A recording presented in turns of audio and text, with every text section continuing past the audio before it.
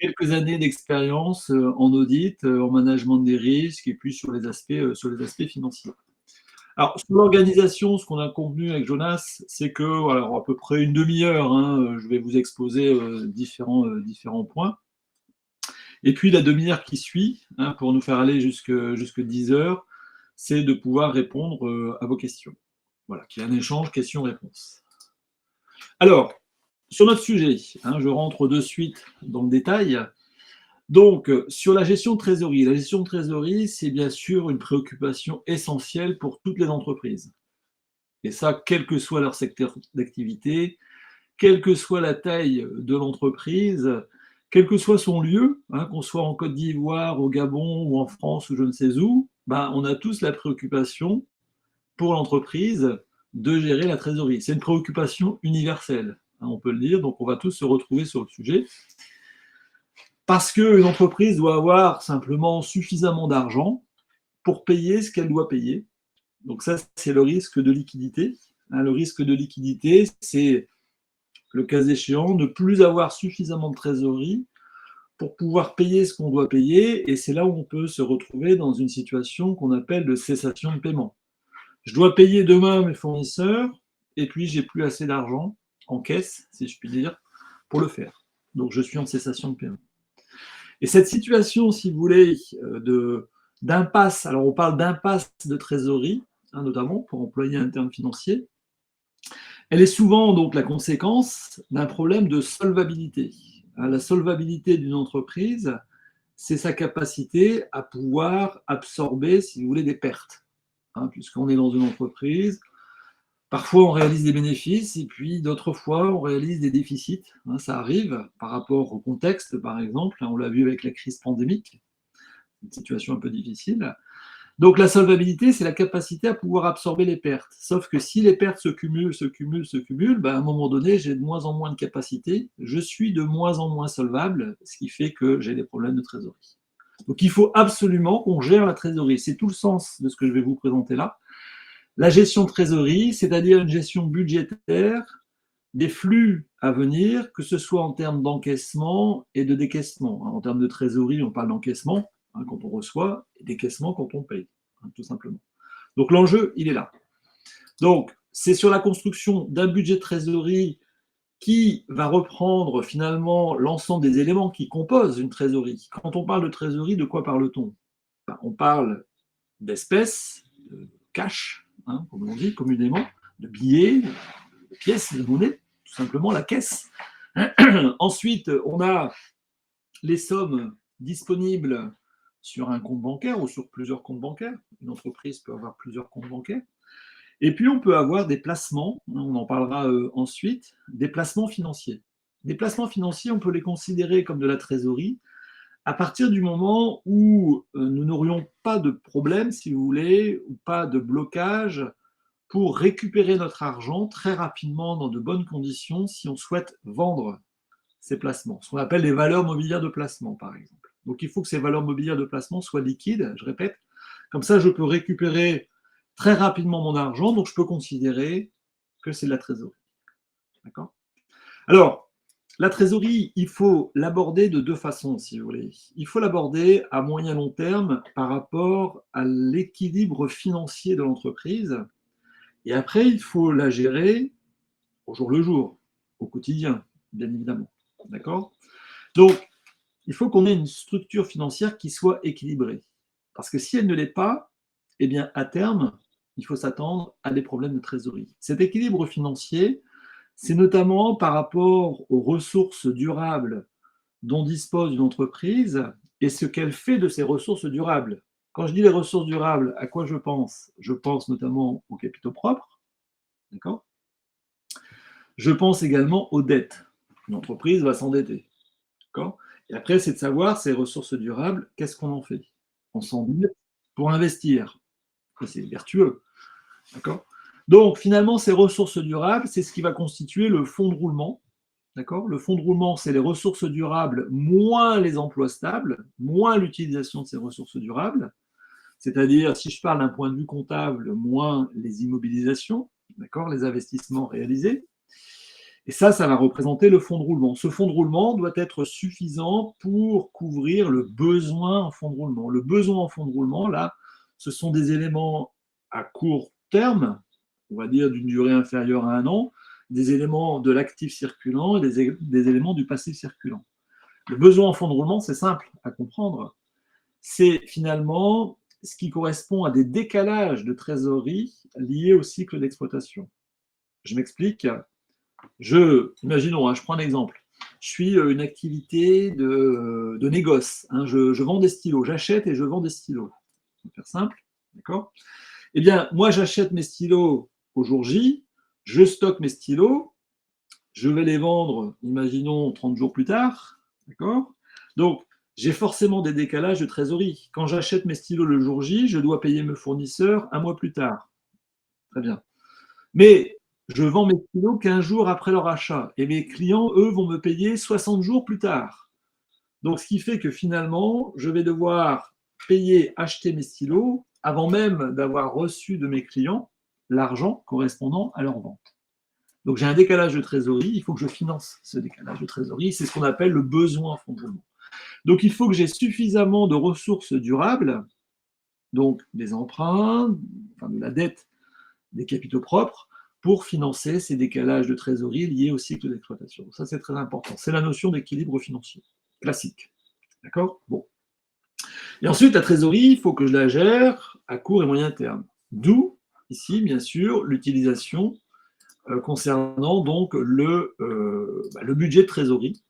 C'est ce qu'on va voir donc ensuite, ici, le budget de trésorerie, qui sont donc les prévisions mensuelles des soldes de trésorerie. Donc, on vient anticiper quels seront donc les impacts en termes de trésorerie, que ce soit en encaissement ou décaissement, d'accord, sur un horizon mensuel.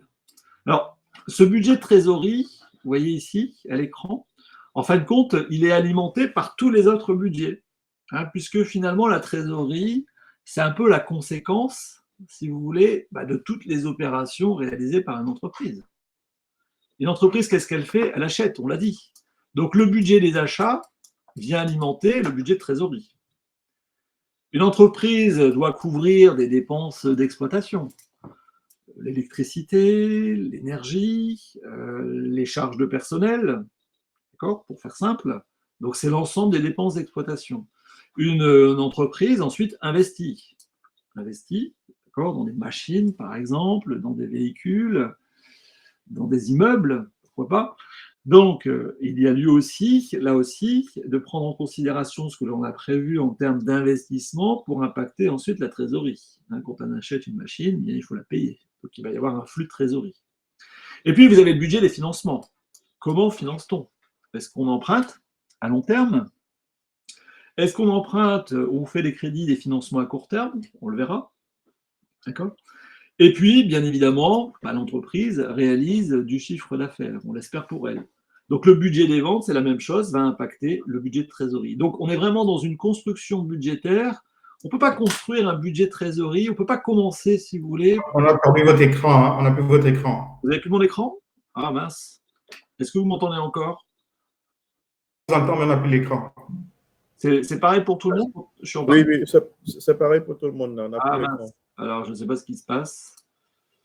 Je vais repartager l'écran, excusez-moi. Là, ça doit marcher normalement. Oui, c'est bon, c'est bon. Parfait. Donc, ce que je disais, c'est que le budget de trésorerie, on ne peut pas faire de suite le budget de trésorerie. Il faut faire les autres budgets, vous comprenez? Il faut vraiment que ce soit structuré au niveau budgétaire pour pouvoir alimenter le budget de trésorerie. Je dois prévoir quelles sont les ventes à réaliser dans les prochains mois. À partir de là, je décline les achats à réaliser dans les prochains mois, les charges fixes, d'accord? Les charges de personnel, par exemple. Je viens intégrer les investissements éventuels. Je dis bien éventuels, puisque pas nécessité toujours avoir des investissements, bien évidemment. Et puis, dernier point, je viens prendre en considération les financements, que ce soit des financements à moyen long terme ou que ce soit des financements à court terme. Ça, c'est très important. Tout ça, ça vient alimenter le budget de trésorerie. Il y a les taxes aussi, j'en ai pas parlé, mais les impôts et taxes sont bien sûr à prendre en considération dans le budget de trésorerie. D'accord? Alors, ici, on est vraiment sur un horizon ici mensuel. Ça, c'est souvent la fréquence qui est utilisée, un horizon mensuel. Donc, on vient anticiper les encaissements et les décaissements donc, sur le mois et les mois futurs.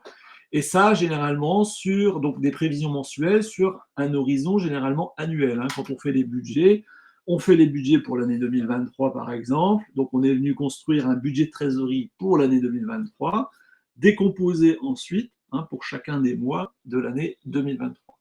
D'accord ? Alors, les éléments qui sont importants, c'est ensuite, je détermine par exemple le niveau des achats, mais je dois tenir compte, bien sûr, des conditions de paiement, puisque je suis en trésorerie.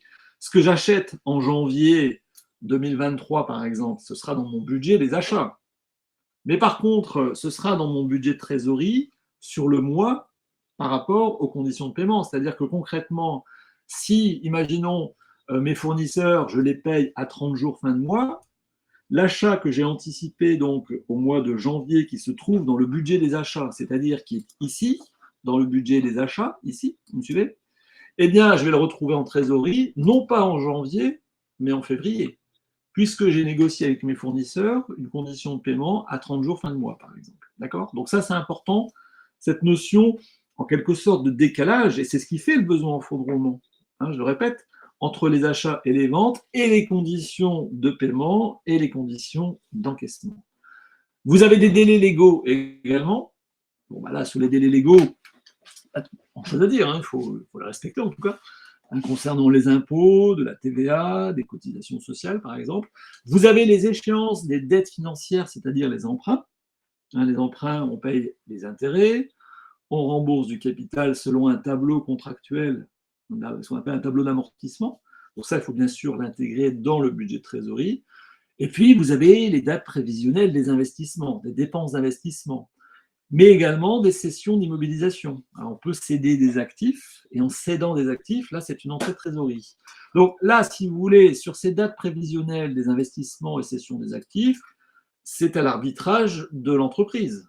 C'est elle qui vient déterminer, voilà, à quelle date elle envisage d'investir ou de céder des immobilisations. Sur les délais légaux, ici, de règlement, pas trop le choix. Hein, si je dois payer mon impôt, ici, l'impôt sur les sociétés, par exemple, à la fin du mois de mai, eh bien, je dois respecter ce délai. Sur les conditions de paiement et d'encaissement, là, je suis sur une optique de négociation avec mes partenaires commerciaux. D'accord ? Sachant que, concernant mes clients, le délai de paiement que je peux leur octroyer, c'est un argument commercial. Je peux me différencier de mes concurrents si je leur fais à mes clients des délais de paiement les plus courts possibles. Donc il faut aussi avoir ça en tête. D'accord ? Le plus long possible, pardon, je me suis trompé, le plus long possible, autant pour moi. Si je fais des conditions, je répète, d'encaissement auprès de mes clients, donc sur une durée la plus longue possible, je suis concurrentiel. Par contre, moi, il faut que je puisse financer ce délai d'encaissement des créances clients qui serait plus long. D'accord ?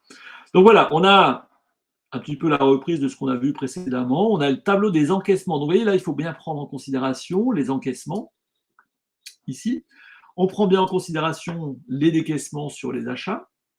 Donc tout ça, ça vient alimenter donc, le tableau des encaissements, le tableau général des décaissements pour arriver au budget de trésorerie. Un petit décalage dans mes... Bon, je vais arrêter mes traits parce que ça décale. Alors, voilà, vous avez formalisé, c'est très simple, hein, il faut faire les choses. Moi, je suis assez partisan, hein, quand je fais du conseil, je dis de faire les choses simplement. Voilà, ne partons pas voilà, dans des constructions très complexes, faisons les choses simplement. La trésorerie, c'est des encaissements, c'est des rentrées, c'est des sorties, des décaissements. D'accord ? Donc là, c'est ce que vous avez ici, c'est ce que je vous propose. Le tableau des encaissements, ici, qu'est-ce que j'ai ? Je reprends les créances bilan, alors les créances clients qui sont au bilan de la période précédente. D'accord ? Si je fais, comme là ici, mon tableau d'encaissement pour janvier, je vais reprendre les créances que j'ai au bilan au 31 décembre de la période, donc là, N-1, puisque ces créances clients vont être réglées peut-être en janvier, peut-être en février, pourquoi pas en mars, mais là, ça fait un horizon assez lointain, ces créances clients. Et puis, je viens intégrer, vous voyez, les ventes de janvier jusqu'à décembre N, et ensuite, c'est à partir de là que je vais venir positionner, d'accord, le total des encaissements sur vente. en fonction des conditions, je répète, que j'ai négociées avec mes clients pour encaisser les créances. D'accord? Tout simplement. Vous avez ensuite, même chose, donc cette fois-ci sur le tableau des décaissements. Alors, généralement, il y a plus de lignes sur le tableau des décaissements. On a les dettes fournisseurs au bilan, donc là aussi, que l'on va devoir régler en janvier, en février, pourquoi pas en mars, un peu plus. Et puis, je vais venir intégrer, cette fois-ci, donc mes éléments donc, budgétés en termes d'achat, en termes de salaire, en termes de charges sociales, comme je vous le disais, en termes de frais généraux, d'impôts et taxes, les frais financiers potentiels. Et n'oublions pas, si vous êtes soumise à la TVA, on a cet aspect-là également, hein, en termes de TVA, entre la TVA que l'on collecte et la TVA que l'on décaisse. D'accord ? Donc voilà comment procéder. Et puis, une fois que j'ai pu, de cette façon-là, si vous voulez, détailler les encaissements et détailler les décaissements, eh bien ici, je vais pouvoir faire donc un tableau récapitulatif, le budget trésorerie finalement. Donc là, j'aurai la trésorerie du début de mois. J'ai ensuite les encaissements moins les décaissements pour ici obtenir la trésorerie en fin de mois. Donc là, je vais avoir le solde de trésorerie. D'accord ? Mon objectif quand je gère la trésorerie, c'est celui-là. C'est qu'il faut que je sois le plus proche de zéro. D'accord ? Pour chaque fin de période, il faut que je sois plus proche, donc ça c'est plus ou moins égal, vous avez compris, de zéro. Alors, il ne faut pas que je sois négatif. Hein, si j'ai un déficit de trésorerie, eh bien c'est là où je peux me retrouver, surtout si le déficit de trésorerie est durable, c'est là où je peux me retrouver en cessation de paiement, c'est-à-dire en difficulté. D'accord ? Mais il ne faut pas non plus que j'ai une trésorerie très excédentaire, que j'ai beaucoup d'argent. Hein, ce n'est pas le fait d'avoir beaucoup d'argent ou une trésorerie très élevée qui fait la richesse d'une entreprise. D'accord ? Ce sont ses capitaux propres qui représentent la richesse d'une entreprise et non pas sa trésorerie. Donc, là aussi, il faut vraiment que j'optimise. Hein, c'est vraiment une notion d'optimisation de la trésorerie, c'est d'arriver à un solde qui soit le plus proche de zéro, mais en étant positif. Hein, parce que si je suis négatif, je répète, c'est là où je suis en déficit de trésorerie. D'accord ? Donc moi, si je fais ce tableau-là, en fonction de mon prévisionnel, peut-être qu'à un moment donné, je vais constater un négatif. Ah, je vais dire, tiens, sur fin mars, là aujourd'hui, en anticipant l'année qui va venir, en fin mars, on serait négatif. Nous serions négatifs. Donc il faut déjà, à partir de là, imaginons donc début janvier, ou même un peu avant, en fonction de mes prévisions, de dire fin mars, on devrait être négatif, du fait de notre activité, de ce qu'on a prévu en termes de chiffre d'affaires, si on a une activité saisonnière par exemple. D'accord ? Si votre chiffre d'affaires, vous le faites plutôt le deuxième trimestre et non pas au premier trimestre, ça n'empêche pas que vos charges, et notamment vos charges fixes, vous devez les régler. Hein, les charges fixes, elles ne sont pas en fonction de la saisonnalité, comme leur nom l'indique. D'accord ? Donc là, je me dis, tiens, du fait de la saisonnalité, fin mars, il se peut qu'on soit en déficit de trésorerie. Qu'est-ce que je fais ? Donc, c'est-à-dire que 2 ou 3 mois avant, je me positionne, qu'est-ce que je fais ? Est-ce que d'ores et déjà, il ne faudrait pas prendre une ligne de crédit ? En disant, j'ai une ligne de crédit ou un crédit, ce qu'on appelle un crédit de campagne, que je pourrais utiliser au mois de mars. Mais ça, je le détermine et je le négocie en début d'année pour une opération pour combler un déficit qui, selon moi, arriverait dans 3 mois. J'attends pas le dernier moment finalement. Plus on attend le dernier moment et moins on est dans de bonnes conditions pour négocier. Ça, c'est, je pense, et je le dis par expérience, et j'espère que vous serez d'accord avec moi, mais on échangera ensuite. Mais si on veut vraiment bien négocier, il faut être dans les meilleures conditions. C'est assez simple ce que je dis là. Mais être dans les meilleures conditions, c'est savoir anticiper. Et là, c'est tout l'objectif de cette gestion de trésorerie. Ce que je vous conseille, c'est de séparer ça. Vous voyez ici, de séparer la partie exploitation et la partie hors exploitation. Pourquoi ? La partie exploitation, c'est vraiment l'activité courante. D'accord ? Le chiffre d'affaires, les achats, les salaires. La partie hors exploitation, comme son nom l'indique, c'est des opérations qui peuvent arriver, mais qui ne sont pas forcément très courantes. Si je vends une immobilisation, par exemple, je cède un actif, je ne vends pas tous les jours des actifs, je ne vends pas tous les jours une machine, hein, vous comprenez, ce n'est pas mon activité. Donc là, c'est des opérations hors exploitation, de façon à avoir une vision courante de la trésorerie. Hein, c'est mieux parce que ça permet notamment d'anticiper et surtout, ça permet de gérer, ce qu'on appelle, on le verra, la variation, hein, ici, du besoin en fonds de roulement d'exploitation. D'accord? Donc, le principe général, retenez ça peut-être si vous voulez bien. Enfin, moi, ce que je vous conseille, c'est vraiment, je répète, une trésorerie qui soit proche de zéro, mais légèrement, on l'a dit, positive, bien sûr. D'accord? Ensuite, il faut, en termes d'impératif de liquidité, il faut être capable, je répète, à tout moment de pouvoir faire face à toute sortie de trésorerie. Donc, c'est bien d'avoir, certaines entreprises le font, elles ont en quelque sorte comme un plan d'urgence ou un plan B, en se disant, tiens, si éventuellement on avait une forte dépense à réaliser, totalement imprévue, quelles seraient mes capacités à pouvoir répondre à cette dépense? D'accord? Parce que quand je fais un budget, je suis dans du prévisionnel, j'essaie d'anticiper du mieux que je peux. D'accord? Mais voilà, j'ai pas de boule de cristal, bien évidemment, et parfois je dois faire face à des imprévus. On l'a vu pendant la Covid-19, par exemple. D'accord? Donc, on peut intégrer également dans la gestion de trésorerie le fait d'avoir comme un plan d'urgence, vous me suivez, qui voudrait dire, tiens, si, imaginons, je devais faire face à une dépense très importante et surtout imprévue, quelles seraient mes capacités à pouvoir y répondre? Est-ce que j'ai une réserve d'argent quelque part? Est-ce que je pourrais m'adresser à mon banquier sans aucun problème? Est-ce que je pourrais faire appel à l'actionnaire avec un compte courant d'associé, par exemple? Parce que le temps de faire une augmentation de capital, généralement, sur un plan juridique, ça prend du temps. Sauf que moi, la trésorerie, c'est au jour le jour. Hein, je n'ai pas le temps d'aller réunir tous mes actionnaires pour décider d'une augmentation de capital. J'ai besoin d'argent tout de suite. C'est pour ça que le compte courant d'associé est intéressant parce que ça permet de mobiliser la ressource très rapidement. Donc ça, c'est important aussi, je pense qu'il faut l'avoir en tête. Alors ensuite, pour équilibrer, si par exemple je suis en déficit de trésorerie, hein, comme je le disais ici, imaginons que là, ici, ce que je vous disais, je suis dans le rouge là, d'accord? Il faut voir quelles sont mes possibilités de financement à court terme. Est-ce que je peux aller voir mon banquier pour un crédit de campagne, pour un crédit spot, pour un découvert bancaire, par exemple? D'accord? Est-ce que éventuellement je peux utiliser l'escompte, l'escompte financier auprès de mes clients? C'est-à-dire que finalement, si mes clients me payent avant la date d'échéance qui est sur la facture, je leur octroie une remise financière, ce qu'on appelle un escompte financier. Voilà. Est-ce que je peux essayer de réduire peut-être mes stocks, puisque les stocks, ça pèse sur le besoin en fonds de roulement. D'accord? Donc, à la fois, je viens optimiser le BFRE pour gérer la trésorerie, et puis s'il faut, je vais chercher des financements à court terme, donc le compte courant d'associé, je l'ai dit.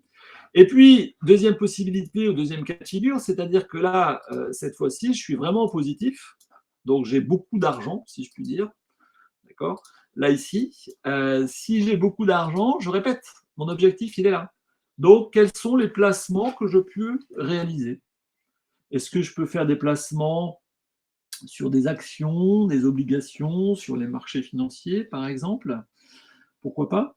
Il y a une autre modalité, on n'y pense pas forcément, c'est que moi, si j'ai beaucoup d'argent, peut-être que je peux négocier auprès de mes fournisseurs de les payer plus rapidement. Ça, c'est intéressant. Si je paye plus rapidement mes fournisseurs, eh bien, c'est à leur tour, ils vont m'octroyer une remise financière. Donc, quand on dit on a beaucoup d'argent, peut-être avoir et à se retourner vers ses fournisseurs en leur disant, écoutez, normalement, je devais vous payer dans 2 mois, moi, je vous propose de vous payer tout de suite, d'accord?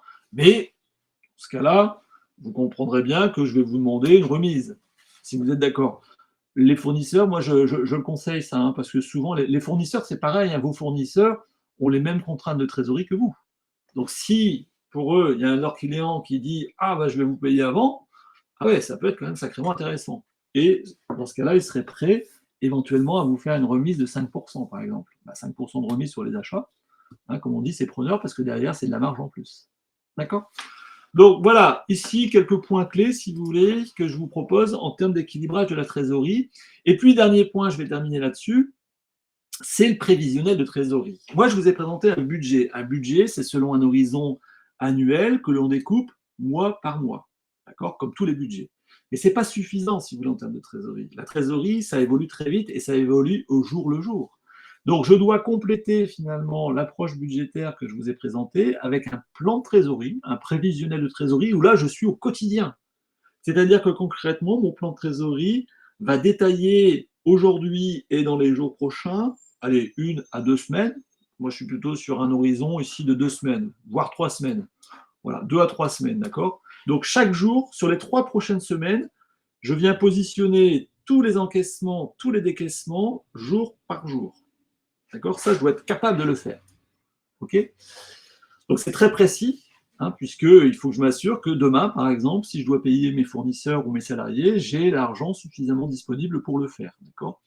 Attention aux dates de valeur, notamment au niveau des partenaires bancaires, hein, puisque parfois, quand je vais déposer de l'argent, l'argent n'est pas forcément mis sur le compte immédiatement, on peut avoir des dates de valeur. Mais ça, c'est négociable, hein, auprès de la banque. D'accord? Donc, le trésorier, par exemple, qui a une mission très importante, c'est une personne clé. Soit dans vos entreprises, vous avez un trésorier ou une trésorière dédiée, ou soit c'est vous, en tant que directeur financier ou directeur financière, qui gérez directement la trésorerie. Bon, après, c'est fonction de la taille, bien évidemment. C'est un métier quand même à temps plein, hein, finalement, surtout sur des entreprises de grande taille. Il faut réaliser les prévisions de trésorerie, d'accord? Donc ça, c'est un élément clé. Si on ne sait pas bien réaliser les prévisions, on est sérieusement en difficulté quand même, hein. Après, le trésorier, c'est de prendre des décisions, c'est arbitrer, c'est optimiser. Il faut que je sois proche de zéro, je l'ai dit, en minimisant les coûts de financement et en maximisant les produits financiers éventuels. D'accord? Donc, c'est très facile à dire, un petit peu plus compliqué, c'est vrai, à réaliser, mais c'est la mission. Si vous devez allouer des missions particulières à votre trésorier, votre trésorière, je pense qu'il faut aller dans ce sens-là. Gérer du risque de taux et de change. D'accord? Donc ça, c'est vrai que ça fait partie également des risques financiers. Bon, je n'ai pas prévu de les développer dans ce webinaire, mais gérer les risques de taux, c'est-à-dire les risques de taux d'intérêt. Hein, si j'ai une entreprise qui emprunte à des taux variables, par exemple, eh bien, je suis sensible à une hausse des taux, puisque ça va augmenter le coût de financement de ma dette. Et puis, je peux être sensible également au risque de change. Hein, si je suis en francs CFA et je vends aux États-Unis, par exemple, où j'achète en devise étrangère, eh bien, ça génère du risque de change. Donc ça aussi, c'est des choses à gérer par le trésorier. Et puis, attention à trouver les financements et les placements qui soient suffisamment liquides, qui permettent une bonne liquidité. D'accord? Voilà les missions essentielles pour le trésorier. Alors, dans le cas où vous souhaiteriez aller plus loin, sachez que moi, j'ai une plateforme qui s'appelle Plateforme Expert, et qui propose des ressources en finance. Et puis, si éventuellement vous souhaiteriez aller plus loin, je propose 2 formations en e-learning, hein, formation à distance, d'accord? Une formation, c'est maîtriser la finance d'entreprise sur l'ensemble des points clés en termes de finance, donc ça va assez loin, hein, sur ce sujet. Et après, j'ai une formation qui est beaucoup plus orientée ou plus spécifique, hein, sur la maîtrise et l'optimisation de la gestion de trésorerie. Et là, bien sûr, vous avez mes coordonnées. Voilà, j'ai terminé mon exposé. Je suis à votre disposition pour répondre. Je vais essayer de répondre, hein, à toutes les questions. C'est mon objectif. Merci de votre écoute. Merci beaucoup, Monsieur Caron. Oui. Donc, nous allons commencer la série de questions. J'ai 4 questions ici que j'ai reçues. Oui. Donc, la première question, c'est comment les entreprises peuvent-elles utiliser les ratios financiers pour évaluer leur gestion de trésorerie? Donc, je reprends. Oui. Comment les entreprises peuvent-elles utiliser les ratios financiers pour évaluer leur gestion de trésorerie? La deuxième question, quelles sont les compétences et les connaissances nécessaires pour une bonne gestion de trésorerie? Alors, je vais déjà répondre peut-être à ces 2 premières questions. D'accord. Ouais. Donc, sur les ratios financiers, donc il faut voir de quel ratio parle-t-on. Donc moi, ce que je conseille, si vous voulez, c'est à la fois prendre un ratio. Alors, il y a le ratio d'équilibre financier à long terme qui va faire notamment le rapport entre le niveau d'endettement, les dettes divisées par les capitaux propres. D'accord? Donc l'objectif, si vous voulez, c'est un repère, hein, ce que je vous dis là, c'est que les dettes soient inférieures ou légèrement inférieures aux capitaux propres, hein, pour garder une autonomie financière. Ça, c'est important. Ça, c'est un ratio de structure, un ratio structurel. Et ensuite, vous avez les ratios à court terme. Et là, ce que je vous conseille, c'est que finalement, pour bien apprécier l'efficacité en termes de gestion de trésorerie, d'accord, la trésorerie, c'est une conséquence. Donc moi, ce que je dois gérer, c'est tout ce qui va venir impacter la trésorerie. Donc là, les ratios clés, c'est notamment les délais moyens de stockage, les délais moyens concernant les créances clients, les délais moyens concernant les fournisseurs, pour faire simple. OK ? Mon objectif, c'est que les délais moyens de stockage et les délais moyens d'encaissement des créances clients soient le plus faibles possible. Donc ça, il faut que je l'exprime en jours de chiffre d'affaires, il faut que je le fasse par rapport à l'activité. Et ensuite, le délai, par contre, de paiement fournisseur, il faut qu'il soit le plus lointain possible. D'accord ? Donc ça, c'est un critère. D'accord ? Après, autre indicateur, c'est le nombre de jours pendant lesquels, éventuellement, j'ai été débiteur, c'est-à-dire que j'étais à découvert sur le compte. D'accord ? Et inversement, le nombre de jours où on était très excédentaire. Hein, ça, c'est des critères, des ratios sur lesquels on peut s'appuyer pour apprécier l'efficacité. D'accord ? Après, la deuxième question, c'était sur les compétences. Alors, les compétences, il y a déjà des compétences générales. Il faut bien comprendre, il faut bien connaître comment fonctionne une entreprise. Ça paraît évident ou basique, ce que je dis là, mais il faut savoir que dans une entreprise, il y a une fonction achat, une fonction vente, voir voilà, comment tout cela s'organise, parce que la trésorerie, c'est la conséquence de tous les process. D'accord ? Donc, il faut avoir cette compétence-là généraliste sur l'économie d'entreprise, ce qu'on appelle la microéconomie. D'accord ? Des compétences aussi sur l'organisation, ça c'est pareil, sur l'organisation d'une entreprise. Et puis après, alors, des compétences comptables. Alors, je ne dis pas qu'il faut être un expert en comptabilité, si vous voulez, ou expert comptable, pour gérer de la trésorerie. Mais il faut quand même avoir du recul au niveau de la comptabilité. Ça, c'est évident, parce que la comptabilité, ça va être une matière première. Il faut avoir des compétences aussi en contrôle de gestion. Il faut aussi avoir des compétences en finance. Alors, en finance, tout dépend. Mais si on est dans une entreprise d'une certaine taille qui est exposée à des risques financiers, comme je viens de dire, des risques de taux d'intérêt, des risques de change, par exemple, d'accord ? En finance, il faut avoir des compétences parce qu'on serait amené éventuellement à négocier des opérations de couverture, des contrats financiers avec les établissements partenaires. D'accord ? Donc, ça nécessite pas mal de compétences, éventuellement aussi en langue étrangère, si vous traitez avec des plateformes internationales, par exemple. Donc, il y a pas mal de compétences. Mais c'est un métier très transverse, le métier de trésorier ou trésorière. Donc, forcément, ça appelle des compétences assez étendues. Merci, monsieur Jean-François. Donc, je me suis permis d'introduire la série des questions. Donc, pour tous ceux qui ont des questions éventuellement, je vous prierai de bien vouloir demander la prise de parole, soit par l'icône salutation ou par le chat, afin que la question que vous souhaitez soit traitée. Et les échanges commencent, au fait. C'est vrai que nous sommes pris par le temps. Il nous reste quand même une trentaine de minutes. Mais déjà, nous avons une première question dans le chat. Quel est, selon vous, le secteur d'activité le plus propice pour gérer la trésorerie? Monsieur Jean-François. Il n'y a pas de secteur le plus propice. Ça concerne tous les secteurs de la gestion de trésorerie. Là, ma réponse va être assez rapide. Tout le monde est concerné par la gestion de trésorerie. Alors, il y a des activités, il peut y avoir plus ou moins de flux, ça c'est vrai. Si vous avez une activité où vous avez beaucoup de paiements en comptant ou d'encaissement en comptant, je ne dis pas, mais je ne peux pas vous dire qu'il y a un secteur d'activité plus propice.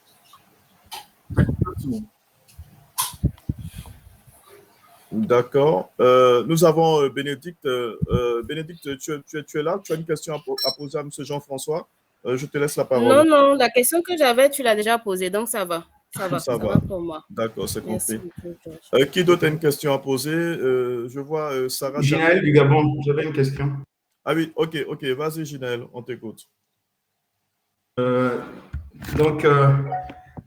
tiens premièrement à féliciter le formateur qui, dans un laps de temps bien spécifique, a abordé les notions vraiment très intéressantes. Et c'est parfait qu'il ait un site et aussi des propositions de formation. De façon globale, là, je pense que dans les éléments de réponse qu'il a apportés, parce que je commençais à m'inquiéter de ne pas voir le délai de paiement moyen des clients, qui est un ratio très important parce que qui permet de clairement optimiser le besoin en fonds de roulement. Et il l'a abordé, c'est parfait. Maintenant, moi, ma question, c'était plus par rapport à, à tout ce qui est relation entre la PME ou l'entreprise et la banque. Parce que pour prendre un cas purement concret, j'ai des frais financiers que me facture mon partenaire bancaire de 1,5 million chaque mois. Et je vois que vous avez parlé de la négociation de tout ce qui est date de valeur et autres. Donc, je souhaiterais savoir comment est-ce qu'on peut aborder une telle question vis-à-vis de nos partenaires banquiers. Merci. Guénel, c'est vrai qu'il faut se mettre dans de bonnes conditions pour négocier, ça c'est évident. Il faut être transparent, moi je pense, avec le banquier. Hein. Vous savez, la confiance, elle est réciproque, c'est-à-dire transparent, c'est communiquer régulièrement les documents financiers, les documents comptables, par exemple. Quand on a des difficultés, il ne faut pas hésiter à en faire part à son banquier, par exemple. Hein, la transparence est importante. Et puis après, il y a le prévisionnel qui doit rassurer aussi à notre banquier, sera mieux disposé aussi à nous faire de bonnes conditions s'il est rassuré. Il faut être transparent et il faut être rassurant. Alors après, il faut que les activités marchent bien pour être rassurant. Bon, ça, c'est évident. Mais n'hésitez pas à négocier, bien évidemment. Il faut négocier les jours de banque, ce qu'on appelle les jours de banque, les dates de valeur, on l'a dit. Tout est négociable. Il faut négocier les commissions. D'accord ? Et surtout, pour négocier, en fait, quand il faut essayer de négocier tout ce qui concerne le fonctionnement de votre compte, si vous voulez, c'est-à-dire au jour le jour, en mettant en perspective que si vous êtes satisfait de la relation quotidienne, si je puis dire, ou à court terme avec votre banquier, c'est que vous, derrière, vous avez certainement des objectifs ou un plan d'investissement, par exemple, d'accord ? Ce qui fait qu'à terme, vous auriez des besoins de financement. Votre banquier va se dire, tiens, j'ai quelqu'un en face de moi qui est en train de me dire qu'il est possible que dans 1 an, dans 2 ans, voilà, il y ait des investissements, des aménagements. Et que, dans ce cas-là, dans 1 an ou 2 ans, la personne qui est devant moi est en train de me dire qu'elle aura des besoins de financement et que ce serait peut-être intéressant que ce soit moi qui puisse le financer. Vous comprenez ? Voilà, après, c'est la négociation. Hein. Il n'y a pas de recette miracle en négociation.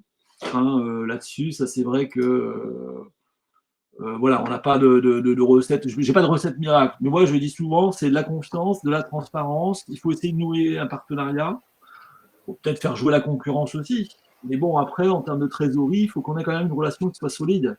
Hein, surtout quand j'ai besoin d'argent. Hein, il faut que j'ai quelqu'un qui soit là en face. D'accord ? D'accord. Merci, M. Jean-François. Nous avons d'autres questions. Donc, Sarah Diako, tu as la parole pour ta question. Après Sarah, nous aurons Abdallah Sissé pour la prise de parole et j'ai 2 ou 3 questions dans le chat à vous poser aussi. Sarah, tu as la parole. Bonjour à tout le monde. Merci Eouma. Bonjour Jean-François. Merci beaucoup pour cette formation. Honnêtement, j'ai beaucoup appris. Je ne prenais pas en compte les impôts et tout ça dans mon plan de trésorerie. Et vraiment, c'est... Sarah, excuse-moi, on a de l'écho, en fait. On a de l'écho quand tu parles. Je Oui, ne sais pas qu'est-ce qui est connecté. 1 minute. Alors, ma question est la suivante. Comment évaluer la santé financière d'une entreprise à travers sa gestion de trésorerie? Aujourd'hui, j'ai la structure dont je suis la base. Comment je peux évaluer la santé financière à travers la gestion de trésorerie encore mettre en place? Et puis, deuxièmement, quelles sont les conséquences d'une mauvaise gestion de trésorerie pour mon entreprise? J'ai pas bien entendu, Sarah, je suis désolé, j'ai pas bien entendu la question. Donc, la première question, c'est comment évaluer la santé financière de la structure à travers la gestion de trésorerie? Évaluer la santé financière à travers la gestion de trésorerie, c'est ça? C'est ça. Et la deuxième question, c'est quelles sont les conséquences d'une mauvaise gestion de trésorerie pour l'entreprise? Je peux déjà répondre, Sarah, je vais répondre à la deuxième, puis je vais répondre à la première après. Les conséquences, c'est des frais financiers en plus, parce que si je ne gère pas bien la trésorerie, je risque de me retrouver régulièrement à découvert. D'accord ? Donc finalement, les découverts bancaires sont généralement très chers. D'accord ? Les découverts bancaires, si vous avez votre compte bancaire qui est dans le négatif, vous allez payer des agios, des intérêts, des commissions. Donc la conséquence, elle sera financière. Et puis à un moment donné, Sarah, la conséquence, elle peut être juridique. C'est-à-dire que j'ai plus assez d'argent. N'oublions pas qu'une entreprise, elle fait faillite quand elle n'a plus d'argent. Donc, ça peut être finalement une très mauvaise gestion de trésorerie. À la fin, c'est quoi? Potentiellement, dans le pire des cas, bien évidemment, c'est, si je puis dire, la mort de l'entreprise. Hein. Donc, c'est assez significatif. Ça, c'est le premier point. Et après, évaluer la santé financière. Alors, évaluer la santé financière, comme vous le disiez, à partir de la gestion de trésorerie, bah, si moi, c'est ce que je fais, par exemple. Je regarde une entreprise et je me dis, tiens, là, j'ai une entreprise qui, au mois le mois, arrive toujours à garder un niveau de trésorerie légèrement supérieur, mais pas trop, d'accord? Et bien là, je me dis, tiens, c'est une entreprise qui arrive à bien gérer sa trésorerie, qui a les moyens de gérer sa trésorerie. Vous comprenez? C'est-à-dire que j'arrive toujours à laisser légèrement à flot, d'accord? J'ai pas trop de trésorerie, j'ai pas de problème de trésorerie, parce que moi, si j'ai une entreprise qui a beaucoup de trésorerie, alors vous allez me dire, il vaut mieux en avoir plus que pas assez. Ça, je veux bien l'entendre, mais c'est pas forcément synonyme d'une bonne gestion, d'avoir beaucoup d'argent en trésorerie. Vous suivez? Après, il y a des questions de sécurisation, hein, si j'ai beaucoup d'espèces aussi, à la caisse, par exemple, si j'ai plein d'argent, il faut sécuriser aussi hein, cet argent. Je préfère sécuriser l'argent en faisant un investissement, vous suivez, que laisser de l'argent en caisse. Donc c'est un peu ça, si vous voulez, hein, Sarah, hein, pour répondre rapidement à votre question. D'accord. Merci Jean-François. Nous allons passer la parole à Abdallah Sissé. Est-ce qu'il est là pour sa question? Oui, je suis bien là. Ok. Bonjour à tous et à toutes. Bonjour. Vraiment, merci à tout le monde pour nous avoir permis de participer à cette brillante formation. Et également, merci à M. Jean-François pour sa brève et brillante présentation. Moi, c'est juste un point d'éclaircissement à mon niveau que j'aimerais relever. Lorsque M. Jean-François a présenté la construction du plan de trésorerie, du budget de trésorerie, il a dit en fin de construction, il ne faudrait pas que la trésorerie finale soit trop positive. Donc, la question que j'aimerais poser à ce niveau-là, c'est à quel moment on considère que notre trésorerie est trop positive ou, disons, trop excédentaire, en fait. Quel est le critère qu'on pourrait se donner pour juger l'excédent de trésorerie? Bah, vous pourriez... Ouais. C'est bon? Oui. Vous... oui, en fait... Allô, M. Jean-François? Oui. En fait, j'avais voulu associer, avec votre permission, 2 autres questions. Pour faire déjà une série et puis vous répondrez aussi aux autres après. Donc, à la suite de cela, nous avons une question de Bernard Ndia. Comment automatiser la gestion de trésorerie quotidienne par rapport à la banque? Une autre question de Olo Ome. Quelle est aujourd'hui la place du digital dans la gestion de trésorerie? Et voilà, bon, pour cette deuxième série de questions, je vous laisse la parole pour les éclaircissements et réponses à apporter. Merci, M. Jean-François. Ouais. Les critères, hein, ce que demandait Abdallah, je crois, si je me souviens bien, Monsieur Abdallah, c'est quels sont les critères par rapport à cela, si vous voulez? Bah, c'est déjà, on peut le faire par exemple proportionnellement au bilan, proportionnellement au total du bilan, d'accord? Si vous avez, alors après, il faut fixer un seuil, hein, mais si vous avez une trésorerie, imaginons, qui représente 30% du bilan, du total du bilan, là, moi, je vais considérer que c'est une trésorerie qui est très élevée. Après, ça peut être aussi en fonction du nombre de jours de chiffre d'affaires, d'accord? Donc, si j'ai une trésorerie qui va représenter, alors moi, je vais me fixer, je vais dire 1 mois de chiffre d'affaires. Si j'ai une trésorerie qui est supérieure à 1 mois de chiffre d'affaires, vous me suivez, en nombre de jours, je vais considérer que c'est élevé. C'est des repères que j'ai. C'est à vous de vous fixer aussi vos repères. Alors moi, ce que je vous conseille, c'est par rapport au total de bilan, comme je viens de le dire. C'est par rapport au nombre de jours de chiffre d'affaires également. D'accord? Après, il faut le mettre en perspective aussi avec vos délais moyens de paiement par rapport aux fournisseurs. Je parle des fournisseurs hein, parce que ça, c'est quelque chose qu'on peut négocier. Je ne parle pas au niveau de l'État, par exemple, ou des impôts. Parce que là, qu'est-ce qu'on peut négocier? C'est la loi. D'accord? Donc voilà les critères que vous pouvez retenir. Ensuite, deuxième question, c'est comment automatiser la trésorerie. Bien évidemment qu'on a intérêt à travailler avec notre banquier pour voir quelles sont les modalités. Est-ce que j'ai des outils digitaux? Alors, je vais répondre à la troisième question en même temps. Soit on a des plateformes digitales qui sont développées, ce qui fait que moi, concrètement, d'accord, je peux envoyer mes flux de trésorerie selon un format, un protocole informatique particulier et j'envoie, premièrement, c'est sécurisé. Et deuxièmement, ça permet de gagner opérationnellement en rapidité. D'accord? Par exemple, pour la paye, hein, imaginons pour payer mes salariés, je fais un fichier, je vais pouvoir l'envoyer à la banque selon un format sécurisé, vous me suivez, et ensuite la banque automatiquement va pouvoir faire les virements. Hein, donc ça, c'est quand même très intéressant, très important. Donc, sur la digitalisation, il faut que je le vois, encore une fois, hein, il faut que je vois quelles sont les possibilités techniques donc, avec le banquier. Et après, il faut que je vienne brancher, si je puis dire, par rapport à ces possibilités-là, mes clients et mes fournisseurs. D'accord ? Quand mon client me paye, alors déjà, moi, je pense qu'il faut bannir certains, si c'est possible, hein, attention, hein, mais je pense qu'il faut bannir certains modes de paiement par les clients. Il faut essayer aujourd'hui, dans la mesure du possible, d'avoir des paiements via Swift, par exemple, hein, par virement, et éviter les paiements en espèces, éviter les paiements en chèque. Alors le chèque, je sais, ça dépend d'un pays à l'autre, hein. C'est une question culturelle. Nous, en France, on utilise encore beaucoup le chèque. J'habite à côté de la Belgique. La Belgique, aujourd'hui, vous ne passez plus aucun chèque. D'accord ? Donc, il y a le virement. Hein, le virement Swift, par exemple, selon les protocoles, c'est ce qui est le plus simple, à mon sens, et le plus sécurisé. D'accord ? Donc, sur l'enjeu de la digitalisation, c'est premièrement la sécurisation, donc limiter notamment le risque de fraude, hein, parce qu'on n'a pas parlé de fraude, hein, je ne pourrais pas en parler, c'est un autre sujet. Mais la trésorerie, il ne faut pas oublier que la gestion de la trésorerie, n'oublions pas que c'est aussi se couvrir contre le risque de fraude. Il n'y a pas que l'aspect financier, vous comprenez ? Donc, la place du digital, c'est moi des solutions qui viendraient me sécuriser. Donc, j'ai plus d'espèces, j'ai plus de chèques, ça évite les détournements, d'accord ? Je fonctionne par des virements avec des coordonnées bancaires, c'est paramétré, c'est sécurisé, il y a des clés de chiffrement, enfin, etc. Je passe les détails si vous voulez. Donc ça, c'est un des enjeux, je pense, c'est sécuriser par rapport au digital, sécuriser, et de gagner en efficacité. C'est-à-dire que concrètement, en termes de gestion de trésorerie, je suis vraiment dans une gestion au jour le jour. C'est-à-dire que moi, si je reçois des traites ou des chèques et que je mets 15 jours pour les encaisser, par exemple, vous comprenez ? Bah, je vais finalement, comment dirais-je, subir 15 jours de besoin en fonds de roulement en plus, alors que l'argent est déjà là. Donc ça, c'est quand même dommage. Donc le fait de digitaliser, donc d'être vraiment en relation numérique avec son banquier, ça permet aussi de gagner en jours de besoin en fonds de roulement. Donc si c'est possible, oui, je ne peux que vous le conseiller. Mais il faut voir si c'est possible, il faut mettre en place des moyens. Si ce n'est pas le cas aujourd'hui, il faut s'attendre à quelques investissements, d'accord, en termes de système informatique.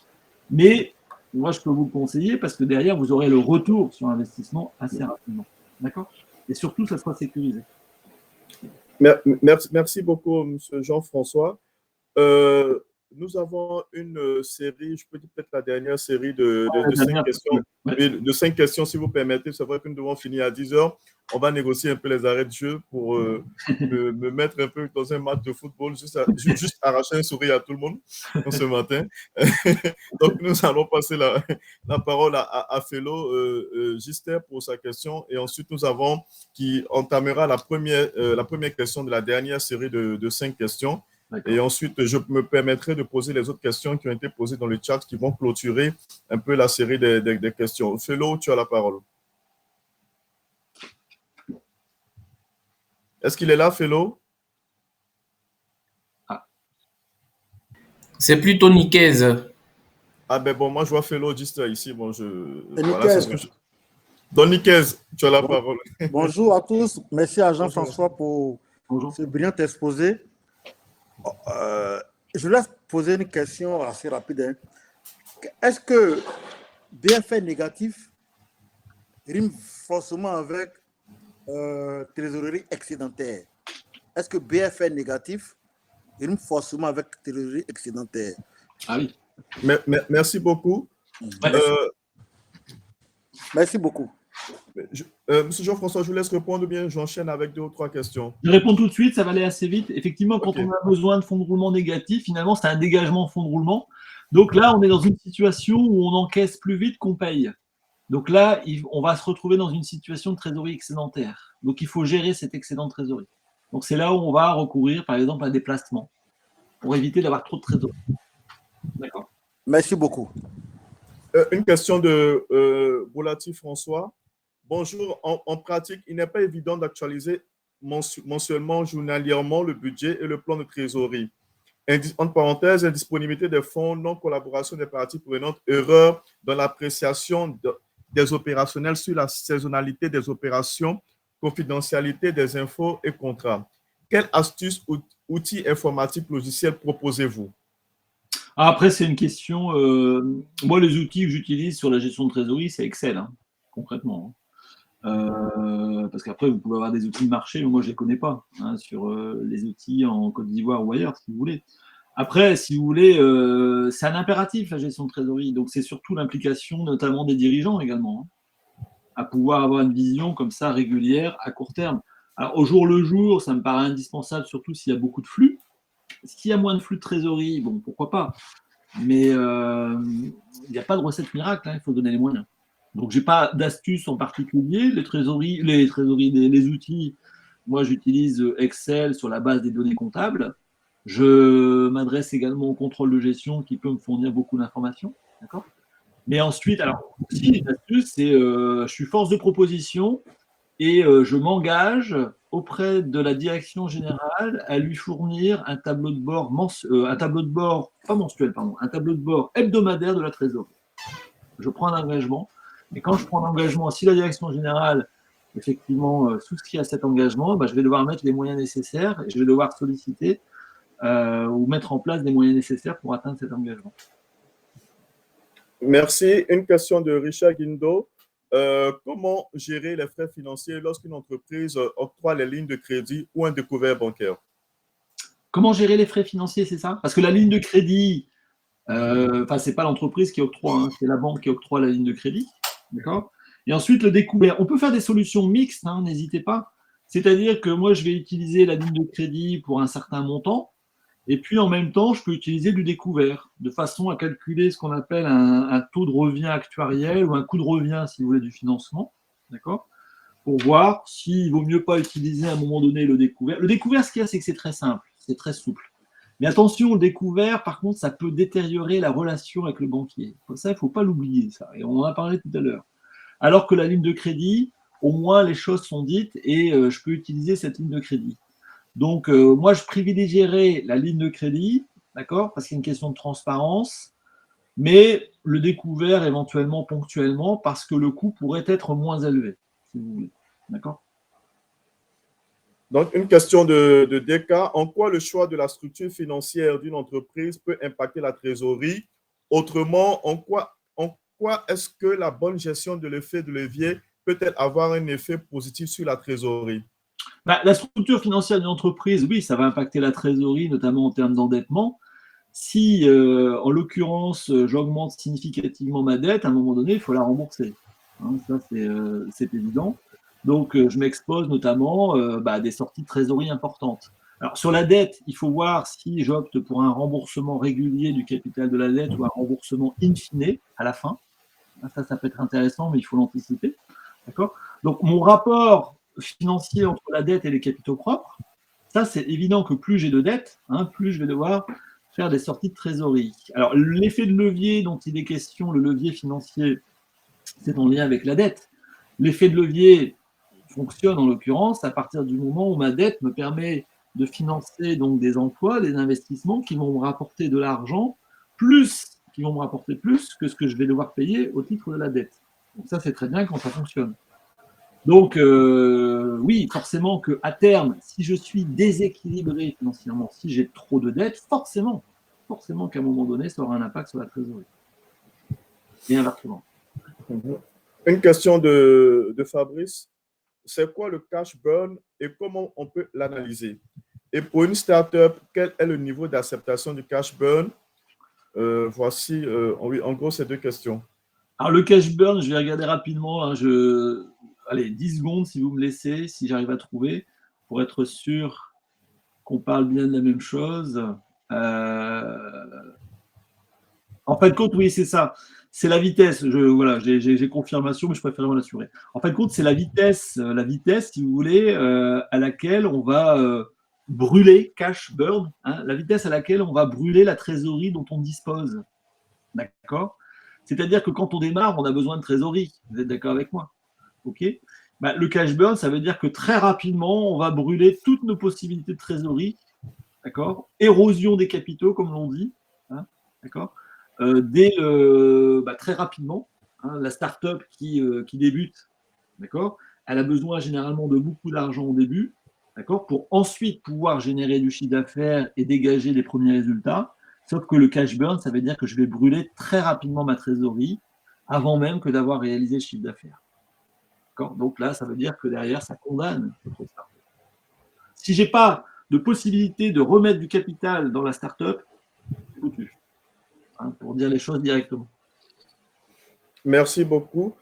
Une autre, je pense que c'est les deux dernières questions. On rentre dans les arrêts de jeu. Il existe aujourd'hui une question d'Aboubacar Kamagaté. Il existe aujourd'hui certaines solutions bancaires comme Kiriba qui, grâce à leur application, permettent de digitaliser les paiements à partir des données comptables. Bon, là, je pense que ce n'est pas une question, je pense que ça doit être c'est une possibilité. un additif. Ouais, bien sûr. Ouais. Non, mais c'est une bonne remarque. Hein. Ça permet de digitaliser les paiements, comme je disais, avec l'intérêt de sécuriser, de gagner en termes d'efficacité opérationnelle. Voilà. Nous avons aussi une intervention. Le mécanisme de gestion de trésorerie dans l'approvisionnement de la caisse. Je n'ai pas bien compris sa question. Bon, je pense quel est plutôt le meilleur mécanisme de gestion de trésorerie dans l'approvisionnement de la caisse. L'approvisionnement de la caisse, oui. Bah, il faut trouver, finalement, c'est vraiment un niveau plafond. Hein, c'est-à-dire que la caisse, ça doit vraiment couvrir quelques dépenses courantes, si vous voulez. Mais il faut, je pense, vraiment viser à réduire le plus possible l'argent en caisse. Moi, je pense que c'est l'objectif. Le plus possible l'argent en caisse. À la caisse, je parle du cash. Hein, d'accord, qui est disponible. Parce que là, je répète, c'est pour sécuriser, c'est pour éviter le détournement de fonds. Ça permet, si j'ai très peu d'argent en caisse, je peux aussi réduire les contrôles. Donc, je passe moins de temps au contrôle. Ça va plus vite pour faire des inventaires de caisse, par exemple. Donc, moi, c'est le conseil que je donne, hein, si vous voulez. D'accord ? Là, nous avons la dernière question qui a été posée à 10 heures précises. Là, c'est les tirs au but, hein, bientôt. Hein, c'est les tirs au but, là, bientôt. Hein. Oui, c'est les tirs au but. Là. Et c'est une question aussi qui, on peut dire, traduit un peu tout votre parcours et c'est bien qu'elle soit posée en dernier. Ça résume un peu tout votre parcours et c'est vrai, on peut dire que c'est une toute petite question dont tout l'étendue que vous avez de votre carrière, immense carrière. C'est Amos Boidou, par votre expérience, Monsieur Jean-François, qu'est-ce que vous nous conseillez entre la ligne de crédit et le spot? Moi, je conseille, la ligne de crédit, c'est très souple. Donc, moi, je préfère avoir un peu plus de ligne de crédit pour gagner en souplesse. D'accord ? C'est-à-dire que je vais pouvoir aller piocher comme j'en ai envie. Donc, moi, j'aurais tendance à privilégier la ligne de crédit. Après, le crédit spot, si vous voulez, ça peut être un peu moins cher aussi. Hein. Donc, c'est tout ça l'art de la trésorerie, de la gestion de trésorerie. C'est une question d'arbitrage. Je me dis d'un côté, c'est plus cher. Alors, certains pourraient dire, c'est plus cher. Dans ce cas-là, prenons ce qui est moins cher. Ouais, mais j'ai plus de souplesse sur la ligne de crédit. Donc, ce que je veux dire, c'est que si, concrètement, en termes de prévision de trésorerie, vous dites, bon, moi j'ai une vision prévisionnelle, mais ça reste incertain, bon, le contexte il est un peu particulier, on a quand même pas mal d'incertitudes, donc finalement je voudrais avoir en quelque sorte une sécurité. Là, moi je vais privilégier la ligne de crédit, parce que j'aurai plus de sécurité, parce que je vais avoir une réserve d'argent, je vais pouvoir les piocher comme je veux, quand j'en ai envie, quand j'en ai besoin plutôt, alors que le crédit spot, c'est un instant T, spot, donc c'est beaucoup plus ponctuel. D'accord ? Donc, ma réponse est la suivante. Si je suis dans un environnement incertain, je répète, si je veux de la flexibilité, je vais privilégier la ligne de crédit. Merci beaucoup, Monsieur Jean-François. C'était là la dernière question de notre premier webinaire. Nous tenons à dire merci à Monsieur Jean-François et à toutes les personnes, tous les membres du CFO qui ont participé. Je vais laisser le soin à Jonas pour la suite.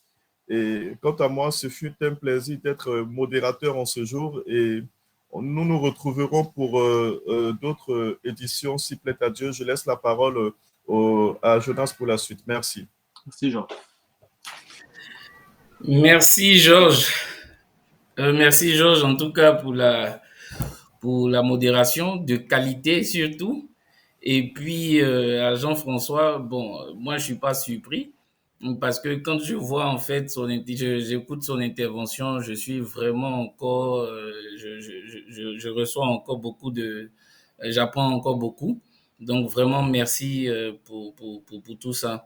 Et ce que je veux vraiment dire, c'est que comme tu n'as ménagé aucun, en tout cas, tu n'as pas hésité à être vraiment des nôtres. Je veux vraiment te remercier.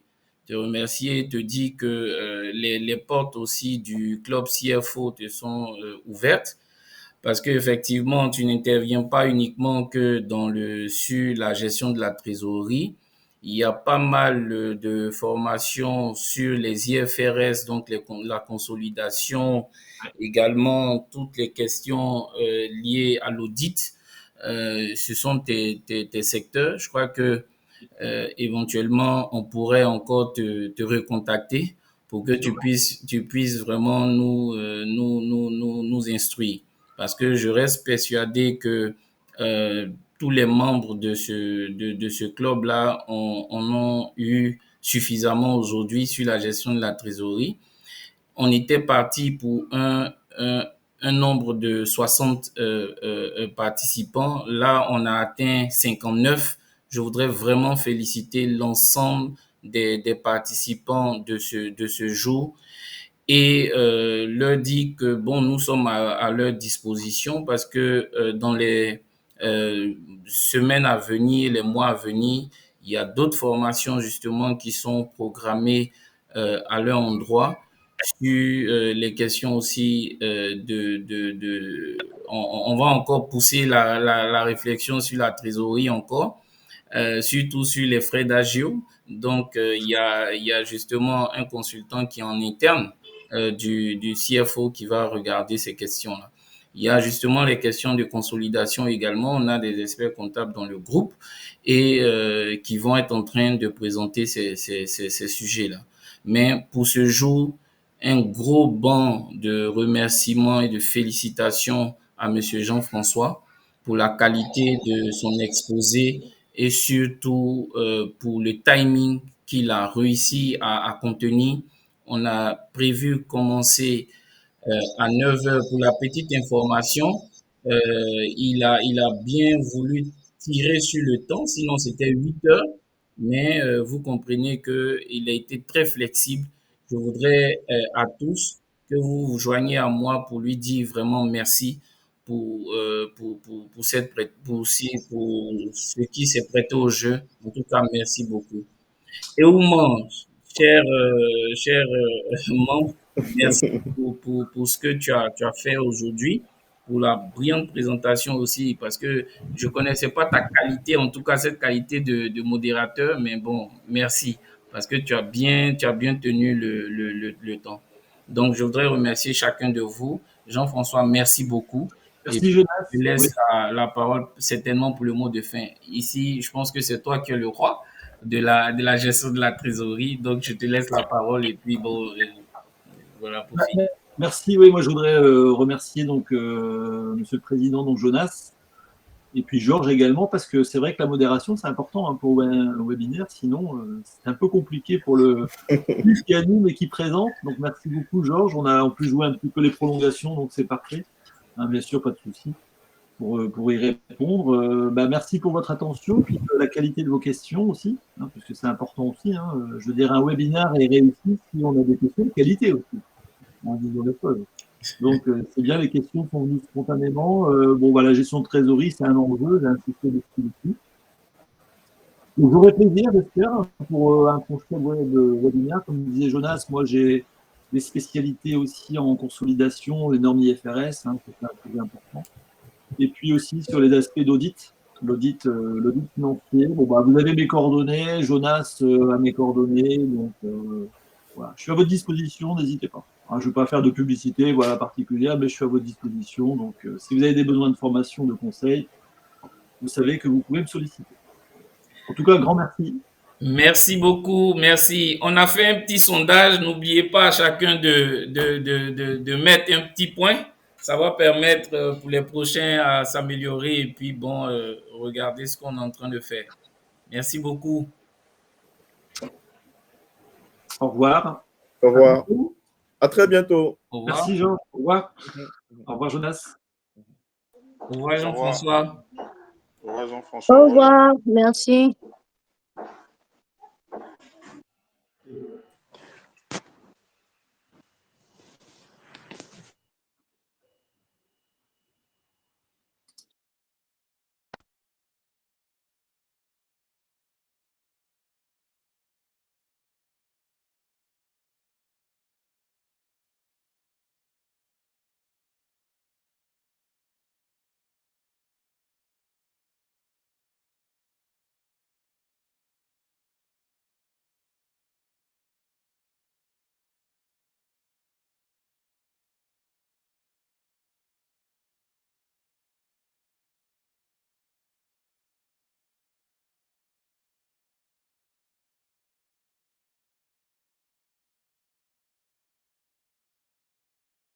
N'oubliez pas les sondages. Bon, ils sont tous partis, mais bon, au moins, je crois que c'est déjà bon.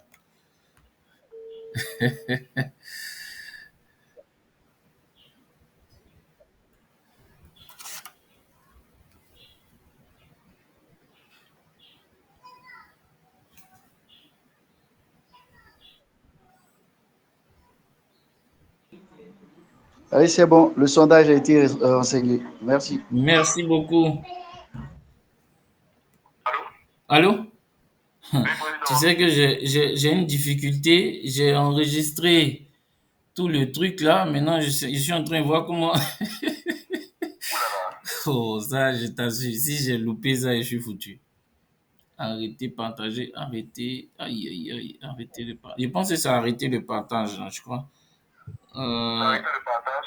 Non, je pense que c'est là-bas, arrêter le partage pour pouvoir enregistrer, je pense. Bon. Allô, Jonas? Oui, Bonjour, Jonas. bonjour. Merci d'avoir permis à ce que cette rencontre puisse être organisée. Et je pense que c'est une très belle initiative et nous sommes en tout cas vraiment ravis d'être parmi les membres de ce groupe. Et merci également aux moniteurs et au mon Georges ce matin. En tout cas, bonne chance à tous et puis on se retrouvera pour des prochains webinaires très intéressants. Mais merci Elie. En tout cas, on compte sur tout le monde pour pouvoir aider à faire croître le club. En tout cas, merci pour ta participation. Ensemble, merci. Okay. Le modérateur aussi vous remercie. Ok, ça marche. Merci. Merci.